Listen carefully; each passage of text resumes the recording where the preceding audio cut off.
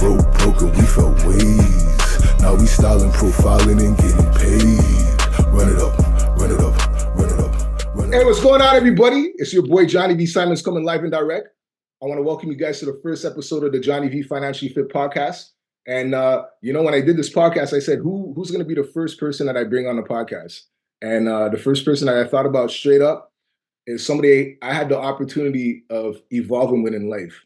And hey, I'm gonna do my little Club Shay Shay introduction. Shout out to Club Shay Shay. Yeah, I hope you guys watched that Cat Williams episode. That Cat Williams episode is on fire, huh? But the person, this guy right here, number one thing, he's a man of God. He's a father of 3 beautiful kids. He's a loving husband. He's amazing son. He's a motivator. He's a person that's going to motivate the motivator, straight up. And I mean that with all my heart. And this is my cousin. He's my business partner. And I want to welcome Tyrone Hines to the Johnny V. Financially Fit podcast. Let's go, baby. What's up, cuz? What's up? What's up, cuz? Hey, guys, appreciate it, man. Appreciate the introduction. And it's a pleasure to be on here, man. I'm excited. Me too, baby. Yeah, man. I'm excited for what you got going on. This is a beautiful thing. You're gonna be able to reach reach the masses, right? So I'm super excited about what you got going on here, man. But glad to be here, brother. I'm happy to have you, bro. So let the people know about my boy, about my cousin Tyrone, my big cuz. What? How much we got? We got like what? 1 month? 1 month difference? 6 weeks. 6 weeks? Okay, styling and profiling. You're not a Gemini though, huh? Taurus. Taurus, okay. Shout out to all the Taurus. Shout out to all the Geminis out there doing their thing. So hey, cuz, let them know a little bit about you and and everything that you're doing right now. Yeah, man. So you mentioned a bunch of key points, which is huge. Obviously I'm married, beautiful wife, Melissa. Been married for 11 and a half years now. Got 3 kids, our daughter, and we have 2 sons. And like I'm a son. Obviously, our parents, our moms are sisters, right? We're cousins. We've been knowing each other our whole lives. And I'm a son of God. I'm a believer, right? So strong faith in God. And without Him, none of this is possible, right? So put my trust in Him. And just an entrepreneur. Just have that business mindset. I got into financial services 13, almost 14 years ago. Started off working for the bank and then transitioned to being an advisor. Been an advisor for the past almost 7 years now, and it's been a lovely thing working with this amazing company here, Experior Financial Group. And shout out to Experior. You and I had the privilege of being able to work together 2 years ago now. It's been about 2 years now. So that's a little bit about my journey, man. Definitely. That's what's up, yo.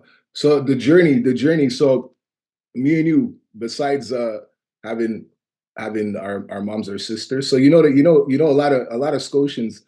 So they say my cousin. I remember when I used to work as a bouncer at XO, man, I'd have a lot of people, hey, that's my cousin, but you're my blood cousin.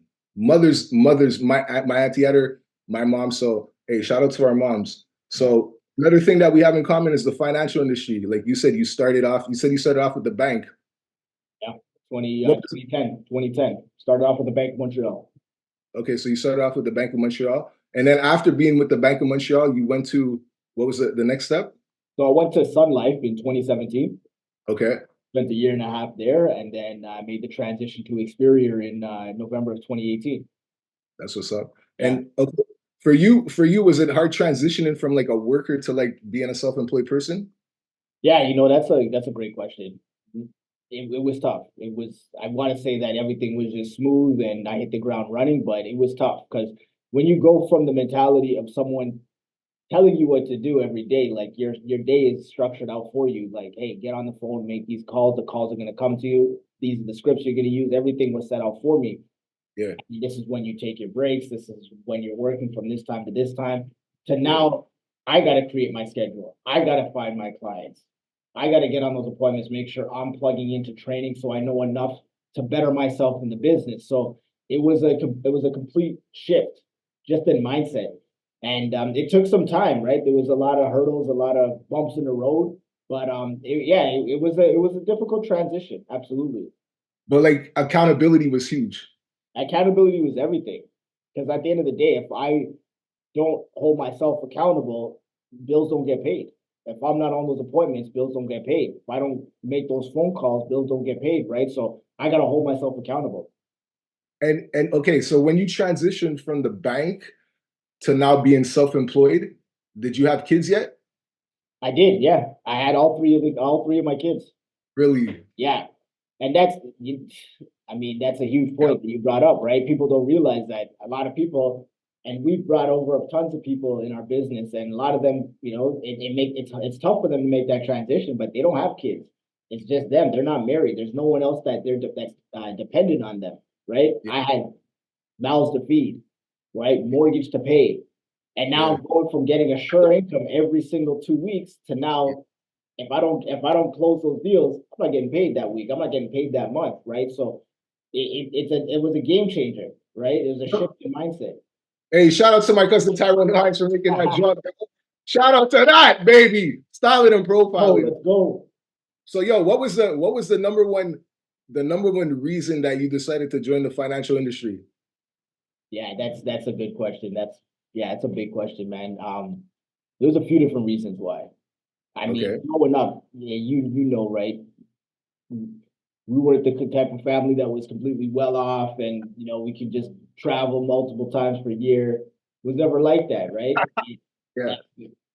For me, it was just like I wanted to be in a better position financially for myself, Yeah. for my family. But then just seeing experiences growing up, I realized that hey, there's tons of other people who are in the same situation. How can we be in a position where we can help people?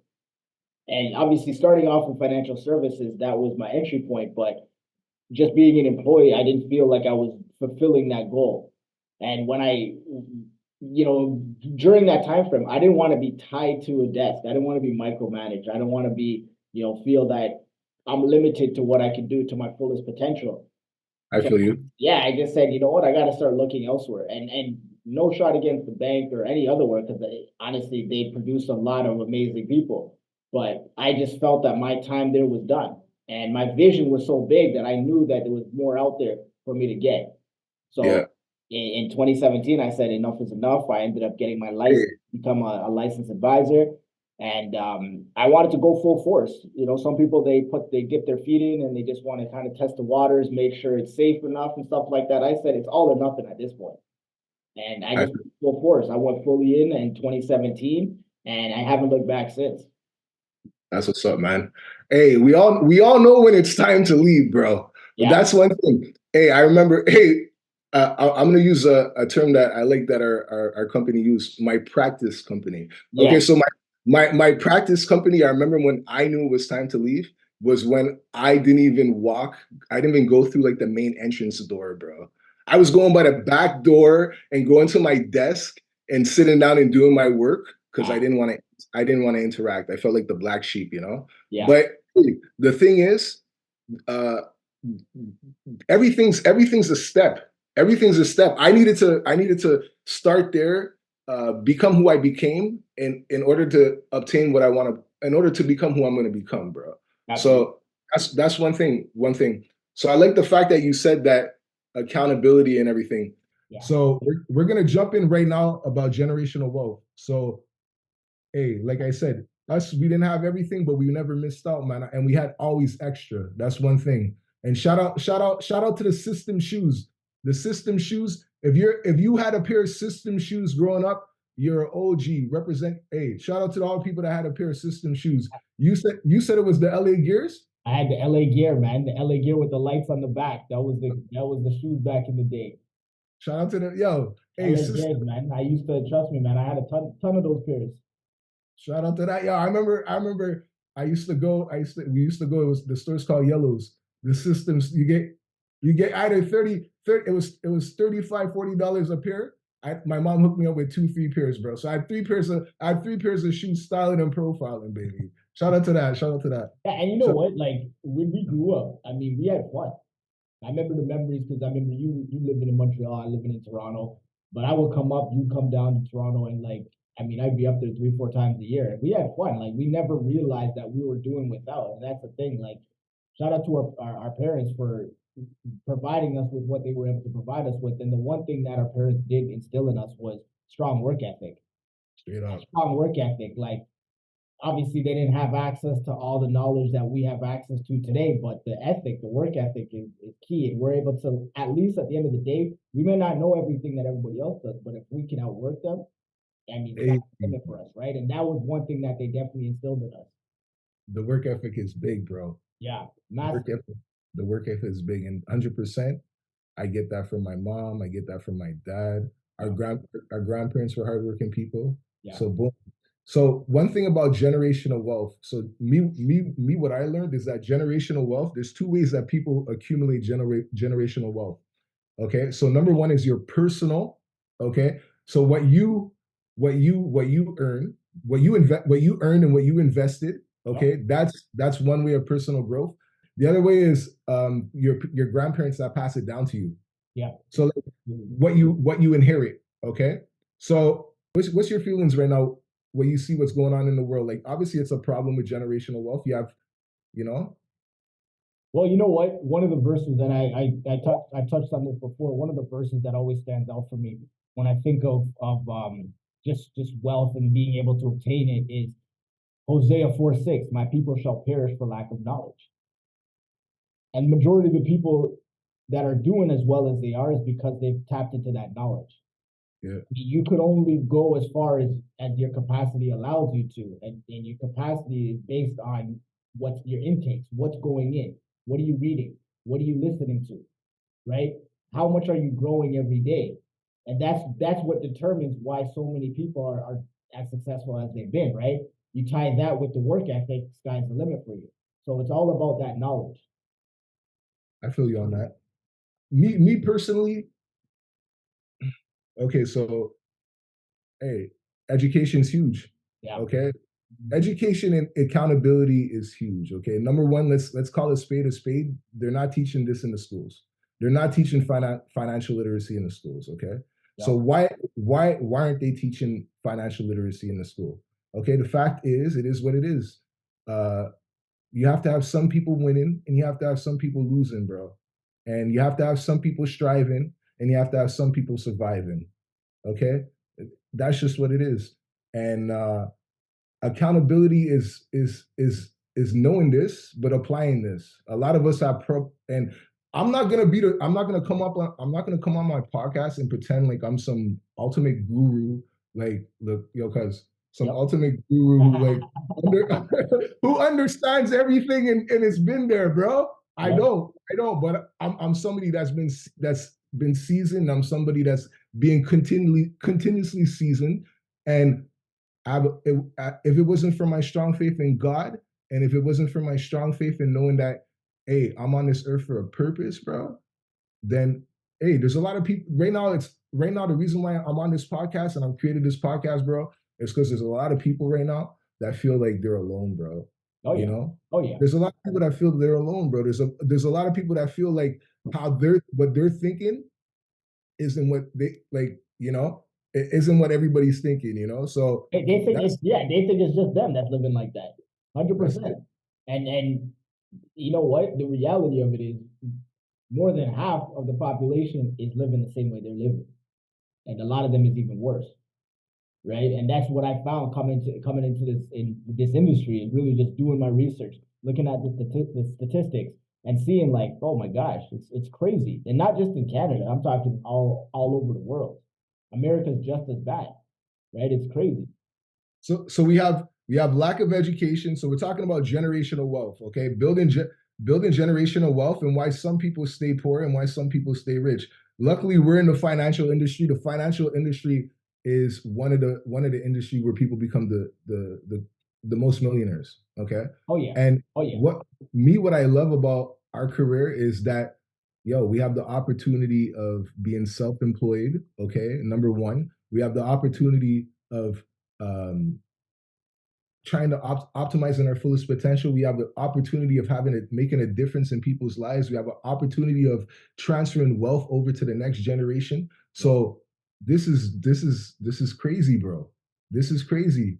So for me right now in my life, it's all about making money Okay, making money is huge. Okay, but it's about making a difference in your in your society. You can't come in this life and just be taking and taking and taking and taking and taking and taking and just it out. Yeah, you can't do that, and you have to give out, bro.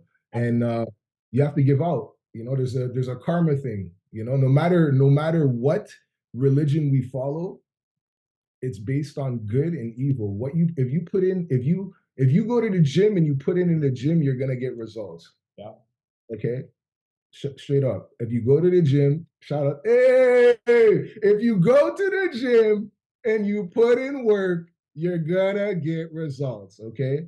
If if if you put it's all about priorities, bro. Yeah. Me, I hate it. I hate it when somebody tells me, bro, I work too much, man. I can't go to the gym, bro.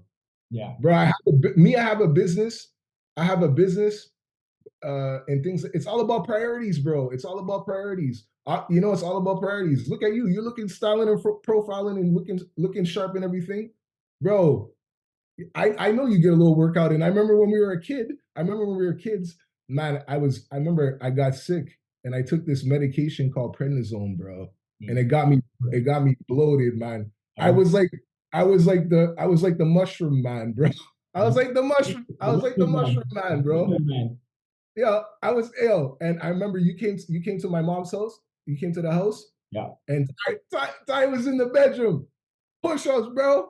Ty was doing push-ups. I think Ty was what, 12 years old, man. Ty was doing push-ups, bro. My mom looked at me, you should be in the room doing push-ups too, John. And then after that, but the thing is, I remember that. I remember that. So hey, Ty was motivating me back in the day as a kid too. Yeah, but you took that motivation to a next level, man. Once you got older, man, once you hit like 17, 16, 17, 18, man, you hit the gym and you haven't stopped ever since, man. You've been out of tear. Yeah, I'll tell you straight up though, that prednisone. So what I think that prednisone did, because the prednisone is like it's kind of like a steroid. Okay, so I took it when I was like 10 years old. Yeah, like a little kidney issue. So it's supposedly jump boosts your puberty, bro. Okay. So I was like 16 years old, and then bang, yeah, it came live. So hey, shout out to the prednisone, bro. I'm not this podcast is not sponsored by prednisone, so don't go be asking for prednisone to jump boost any puberties or anything like that. So hey, okay, cool. Yeah, we're not condoning. We're not doing that. We're not doing that. So so we said lack of education, cool, accountability. Okay. So another thing is, so how's generational wealth built? Yeah, let me. I was getting off topic for a minute. No, how's generational wealth built, man?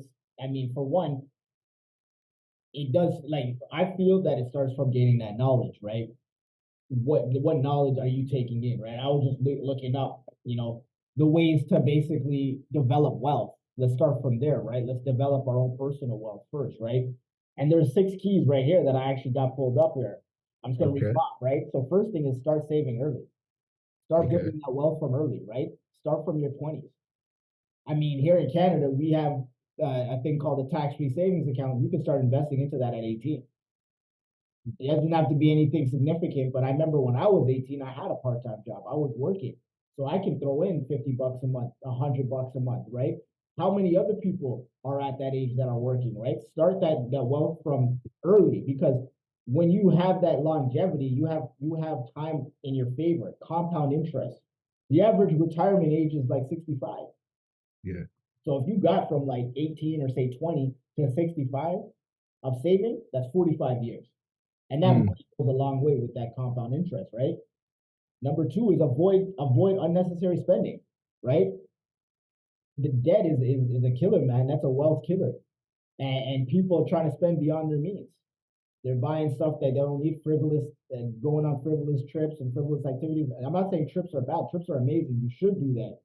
But why not have like a savings fund specific to that travel, like a travel fund or whatever the case is, right? And when it's like, hey, you know what? I've been working hard this whole time. Let me treat myself to a week away, right? I have the money to do that. Next thing is save at least 15% of your income. If not, do more. Do 20%, right? Whatever you can. Make more money, right? We have an opportunity, especially in our business, where a person can do this full or part time, and we can make as much as we want. I mean, literally, we can sit down with a client and make 100,000 from that one client, make 50,000, make 20,000, right? Like from that one client. So it comes down to us. Don't give into lifestyle inflation and things like that. Like we need to make sure that inflation, if inflation is going to be there, what are we going to do? That's it. How do we combat against inflation? Well, you make sure your money's invested properly. And that's where, speaking to the right people, that's the last point, is get the help if you need it. Speaking to the right people. If you don't know, again, my people shall perish for lack of knowledge. If you don't have the knowledge, get in front of someone who does, so they can help you excel to that next level, right? Hey, I'm gonna, you know what? I like all this information you're giving me, Ty, but you know what? I'm gonna stay consistent and I'm gonna keep my money in a checkings account. And you know what? My daddy did that. My everybody did that in my family. So yeah, And that's so that's honestly that's the truth. That unfortunately it happens more than we think. We get that response way more than we think. People think they know it all. Everyone's an expert all of a sudden. They went on YouTube, watched 2 videos, and now they know everything, right? Sometimes you got to take time. Like, I mean, we spent, a good amount of time getting our license and then plugging into regular trainings, doing courses to get our skills to where they're at, right? So sometimes it helps you accelerate that growth by just talking to the right people, having those mentors, things like that, right? That helps get you to the place you want to get to a lot faster.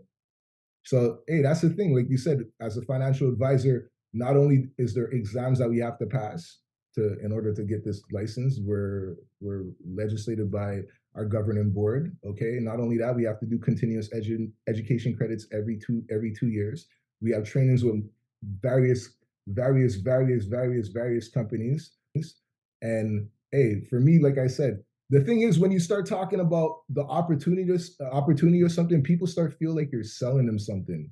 Oh yeah. You know, that's it. Yo, you tell them, hey, look, straight up. And for me, the number one thing is, I'm not gonna just give I'm not gonna everybody like, hey, I'll do my own filtration process, okay, like.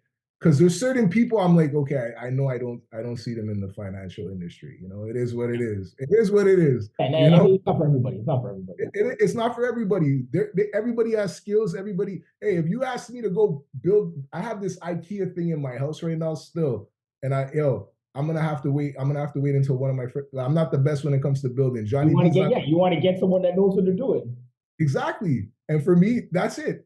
Right now, there's the biggest transfer of wealth going on from the baby boomers. The baby boomers are basically transferring over wealth to the next generation. Okay. So another thing. So I said, let's recap. I said generational wealth is based on the income that you make, that you put aside, your personal growth there. Then you have what you inherit. What you inherit is another thing. Like I was saying, right? A lot of it has to do with lack of education. What are you contributing to build up your savings? But then, in addition to your savings, the assets that you have and your net worth, in addition to that, getting that inheritance, like you talked about. Yeah. People set up insurance policies so that way, if they pass, their family is well off. They may not have all the money in the world to set aside. They're setting aside as much as they can, but by setting up that insurance policy, you just accelerated them 20 years. That's it. And now they have money to start banking up, and boom, that compounding effect. And they do the same thing. Now they get a policy, maybe an even bigger policy for their family, and they pass it off to their kids. And then it just keeps growing and growing and growing. And that's how generational wealth starts, man. And yo, I'll be right there. That right there was perfect because it's touching on something that I'm thinking of, and I want to address it right now. I've mentioned the GoFundMe, and I want to tell you first and foremost, okay, I applaud anybody that is willing to be there and assist anybody through their most toughest times in their life, bro. I applaud you, bro. And God is going to reward you for that. The universe is going to reward you for that. 100%. Me now as a financial advisor now, okay, that's worked in the financial industry, okay, it's hard to see something that unfortunately is not contributing to generational wealth. Okay, so I wanted to clear that up. When it comes to supporting people, I applaud everybody that wants to support somebody and be there for somebody, bro. I got nothing but love for you, bro. Right now, it's about acknowledging that this is not a way to contribute towards generational wealth, bro. Mhm. That's just what it is. Okay, your family should not have to depend on other people when you're passing away. That's just the hard truth, bro. And if you don't want to accept it, it is what it is, bro. That's just the hard truth, man. The people have this stigma that it's I'm not gonna spend $300 a month, $500 a month. Great, right? Then not every policy. It's like buying a house. It's like buying a car. I mean, Yeah, there's cars that you can get for 10 grand, and there's cars that you can get for 100,000. that's Right? it. Do you have to get the car that's 100,000? No, but does that mean you can never get a car because it's there's that those cars that are 100,000? What That's about the it. car that I can get for 5,000? Get a used car, whatever, right? Like there's different variations for everything, and it's just again, it just comes down to this lack of knowledge, not knowing what else is available to them, right? Yeah. And the thing is, man, this podcast, what I like is because us, we're one thing we're gonna do is we're gonna tell you of the opportunities that financial products have for you, but one thing I'm not going to do is start doing illustrations and things like that for people out there and all like that, because there's so much information. We're over informed as a society. First of all, we're over informed as a society. You have to take accountability if you want to get your a life insurance policy. So hey, if you're somebody that wants life insurance, hey, feel free to hit my cousin up, Tyrone Hines. Feel free to hit me up. We have, like I said, we have an amazing team. Oh yeah, How many agents right now is Xperia have right now? we just crossed over 4,000 agents. Yo, that's big. Yeah, man, that's massive. Big. I mean, think about it. The company is 10 years old. I always look at that because I joined Experior in 2018. It wasn't 5 years old at the time. And Experior started in 2014, which is the same year my son was born. So it's like they're the same age. Like my son's turning 10 in March, right? So it's just like when I look at that, I'm like the progression that I've seen since I've been here. Not even like obviously the 10 years that it's been in existence, but just the 5 years that I've been here and seeing like when I joined, I think there was maybe like 800 licensed agents, something like See, that, 800 licensed agents. And now we fast forward 5 years later, and there's 4,000, over 4,000. Like this is the wave. The wave is here, right? And it's just really a matter of just riding that wave or getting left behind, and I'm trying to be a part of it. So yeah, man, it's massive, big things.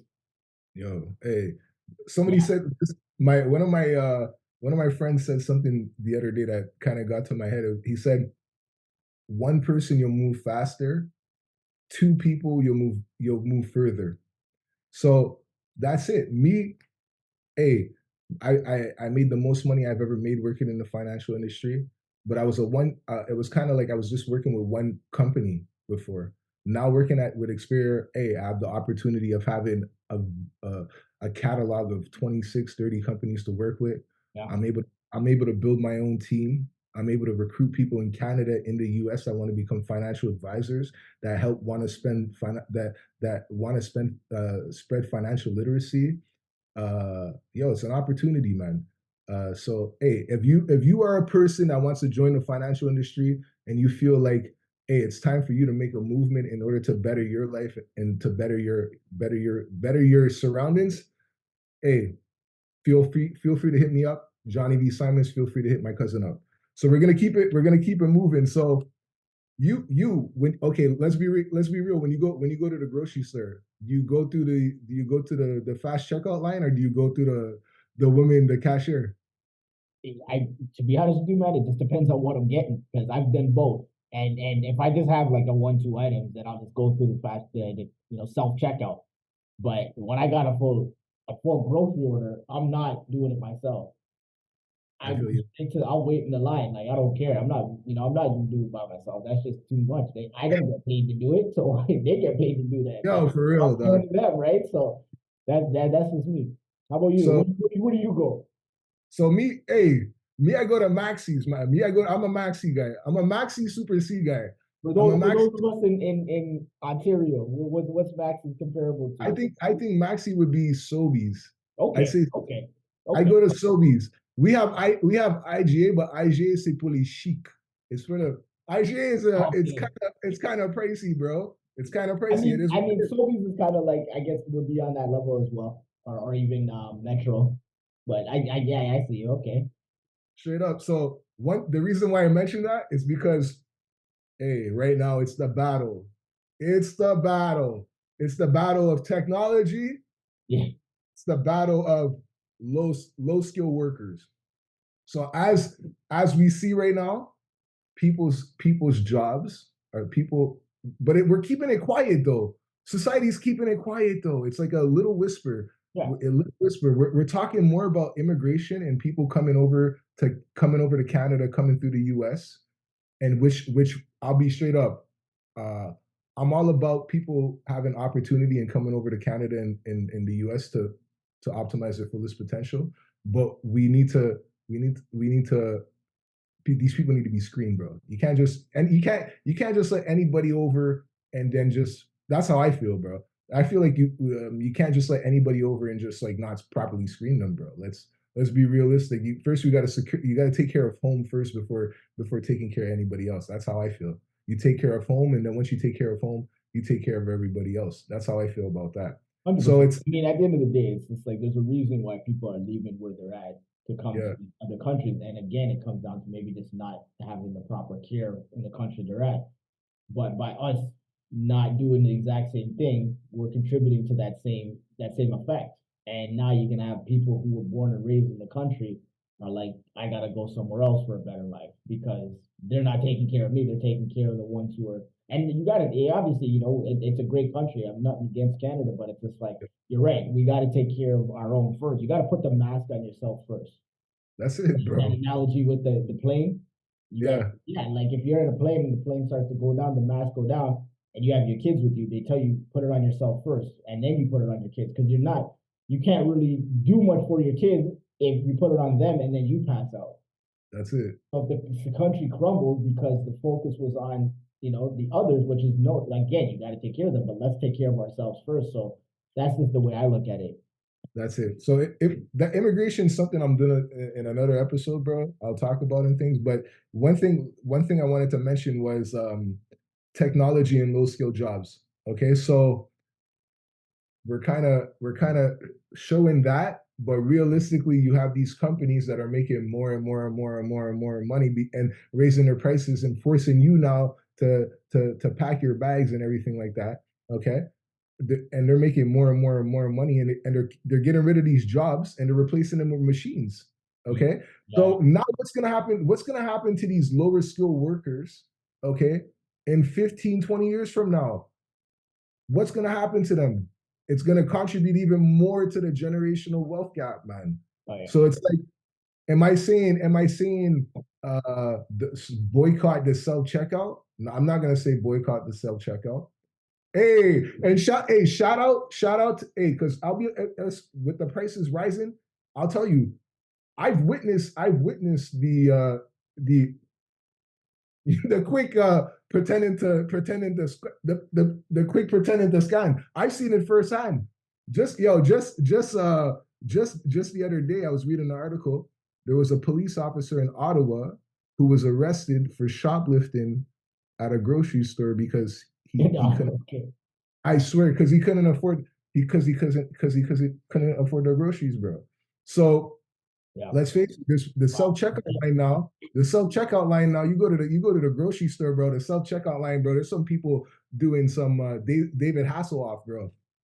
There's some David Hasselhoffers there, bro. Yeah, it opens And the door to a lot of unnecessary nonsense that I mean we could all avoid, right? And obviously the thing is like anything in life, there's the good aspect of it and there's the bad aspect. The good is obviously it makes things a little more convenient yeah, for those of you who, like I said, if I'm coming with like two things yeah, and I gotta wait in a line that there's like 20 people and they all got a packed cart, I'm gonna be there for 2 hours, but I can just go through here. So there is that positive side of it, right? But then when it gets too overwhelming, and it's just that's all the focus. It's like you go in some places and that's all you see. There's nobody to be found. Then it's like, okay, we went from Yeah.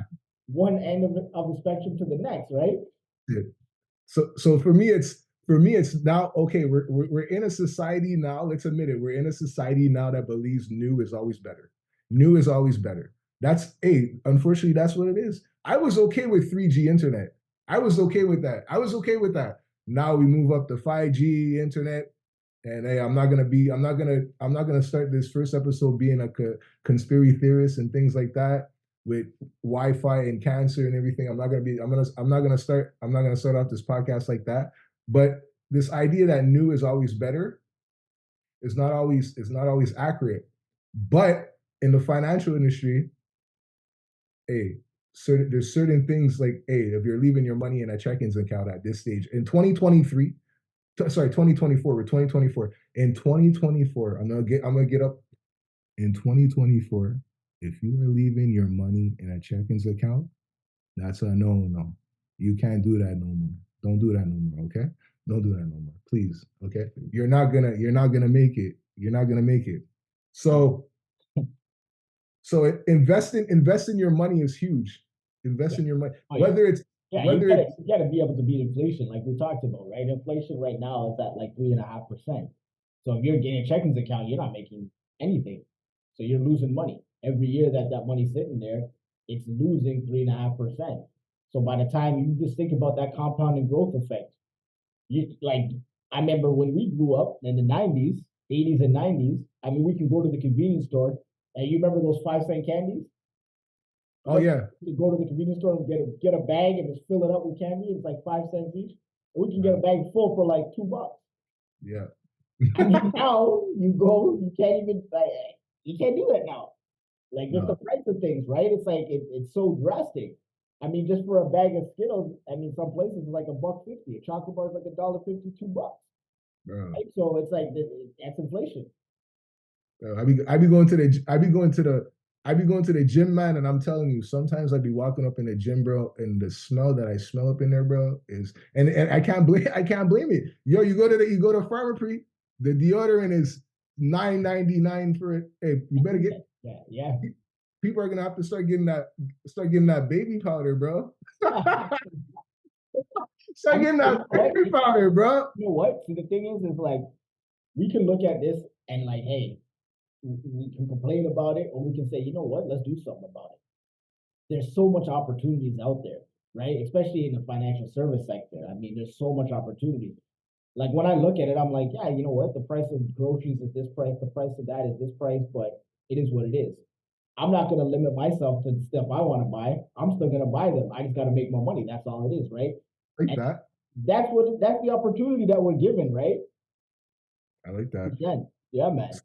So one thing, uh, so making money, so working hard is like you said, I'm gonna make more money. I'm gonna make more money. That's straight up. That should be the vibe. That should be the vibe right now. Is making more money. Now the thing is, it's your money that you're working because some people work hard, but they work. I know a lot of people that work freaking hard, bro.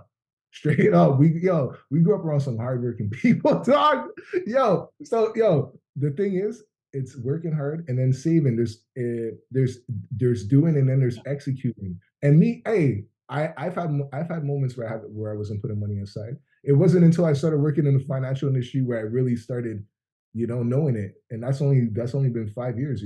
Yeah, So um, now the thing is, the in order to start saving money, it's either you reduce your expenses so that you have a little money to do, or you make more money. It's that there's no in betweens. yeah, So when you make that extra money, what you do is you contact a financial advisor. Okay, you book an appointment, okay? And once you book an appointment with a financial advisor, so he's going to sit down with you, he's going to do an investment profile. So he's going to do an expert financial need analysis that will include an investment profile. That's it. Um, but yeah, this idea that you could do it on your own and that generation of wealth is going to be a quick fix. Get that shit out your head, bro. Get that shit in your head. I grew up straight up knowing from a young age is that sometimes you got to do what you got to do, and then sometimes, but wait, you can't just have one hustle. One hustle is not gonna get the job done, bro. So that's what it is, man. Let me just see. One thing about us, every client that I have a relationship with my client. My client knows Me too. shit hits the fan, I could call Johnny V. Johnny V is going to help me with my financial situation. Number one, he's going to sit down, he's going to add structure to what I have already. And hey, push come to shove, if I was in a bind and I had a flat tire, bro, hey, I think I have enough relationship with Johnny V that I think I could give this guy a call, and Yeah. he would look out for me, bro. But that's the And thing, right? Like it comes down to we're in the relationship building business. yeah, You want to be able to have that relationship, and that's when people trust you. And I mean, I've had to turn down clients as well because I just didn't feel that it was. And I say, you know what? No offense to you, but there's people that I can refer you to. I just don't feel that you and I would jive. And we have control over our business where we can do that, right? And because you want to be able to, a lot of times it's like you have a client, you want to be able to be like, hey, like if I invited this person to my house for dinner or whatever, you know what? Can I introduce them to my family type of thing, right? Because you're building that relationship with them, and that's the effect that every good advisor should have. It shouldn't just be about your transaction. Let me just get a quick sale, and that's the end of that client. That's going to put you in a ditch the quickest way possible, right? But if you can build that relationship with them, then you have a long lasting relationship, right? It's all built on trust. Then it's easy for them to trust you when it comes to their finances, and they know they can rely on you, right? that's it. Yeah, Yeah, that's great, bro. Let yeah, me just yeah, let me just see. Yeah, we touched on a lot, man. yeah, man. Yo, we touched on a lot for the first episode, bro. Yo, this was a good vibe, man. This was a good vibe. So Absolutely. yo, let me see. What do I want to say? Hey, me personally, guys, I just want to say I'm thankful right now that I'm in an opportunity, and I have a that I feel good in myself, that I just want to just spread positivity, bro, and have an impact on my community, bro. Yeah. That's honestly, that's all I want to know. All I want to do, because and style and profile and look good while doing it, bro. I want to be in shape financially and mentally. You look good, you feel good, you do good, you live good. Shout out to that. I might do my little prime time dance on that one right there. Oh yeah. Oh yeah. Hey, cuz straight up, obviously we're gonna do more. We're gonna be the energy is there, bro. The energy is there. So we're obviously gonna do some more episodes, man. I just want to tell everybody, yo, keep doing you, keep styling and profiling.